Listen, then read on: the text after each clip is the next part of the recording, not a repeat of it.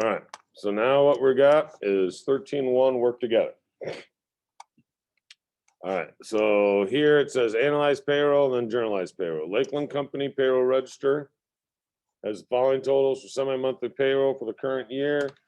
Use the T accounts provided. All right, so they're giving us some T accounts here, huh? Salary expense is total earnings. So we will debit that for 13,800. Employee income tax is the same as what federal income tax withheld is, correct?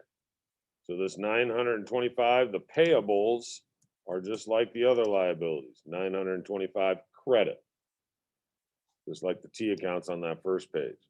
Social Security tax withheld is now Social Security tax payable, 855.60 credit. Payables are usually credited to begin, and then when we gotta get rid of them with debit.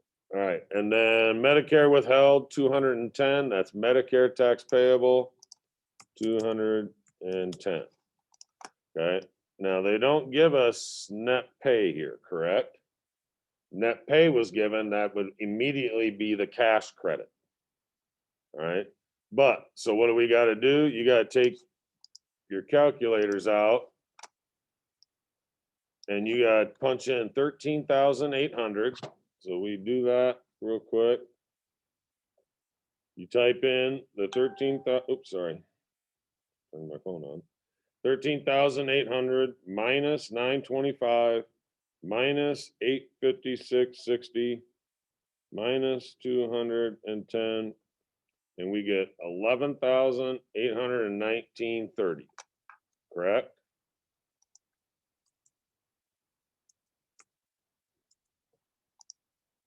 Now, the one thing will have to be when we start multiplying, you guys are going to have to start rounding. We didn't have to round here, but make sure you round to the nearest 10 or nearest penny.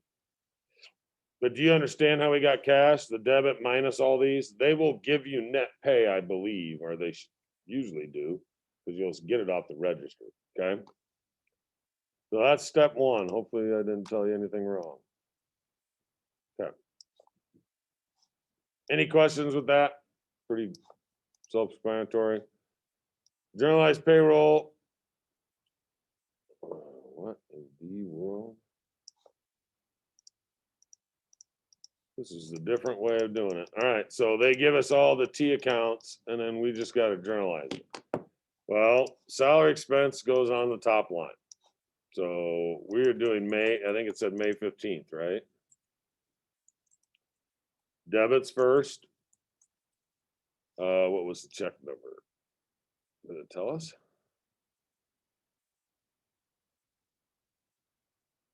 Oh, right here. Check number 546. So we have a salary expense that we look up for 13,800. And then we go down the list. Employee income tax goes next. If you had a payroll register, if you had a textbook, you could look at it. If you wanted to bring your book up over here, you could, right? Employee income tax is next. We call it employee income tax payable. We just go on that payroll register.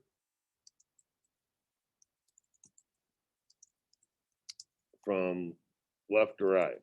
Employee income tax payable is a credit for 925. That's it, I think. 925. Okay. Then the next one is Social Security.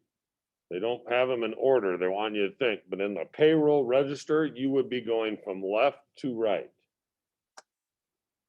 So Social Security tax payable. Spell it right.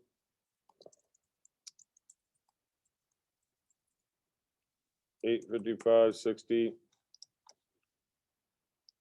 And then we have Medicare tax as our last one. They don't have any retirement benefits here, so we just do what different companies do, different things.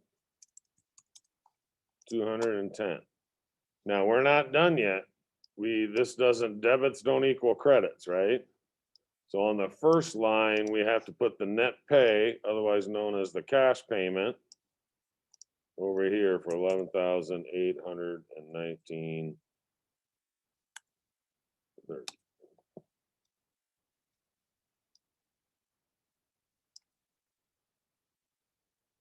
Okay, so the first line has salary expense debit, and that's where you put the cash. The rest of them are listed. Now, why are they not listed in this order? I don't know why they do it this way. I've never seen the T account stuff this way. It's usually a payroll register as our example, and we just go from the left side to the right side of the payroll register.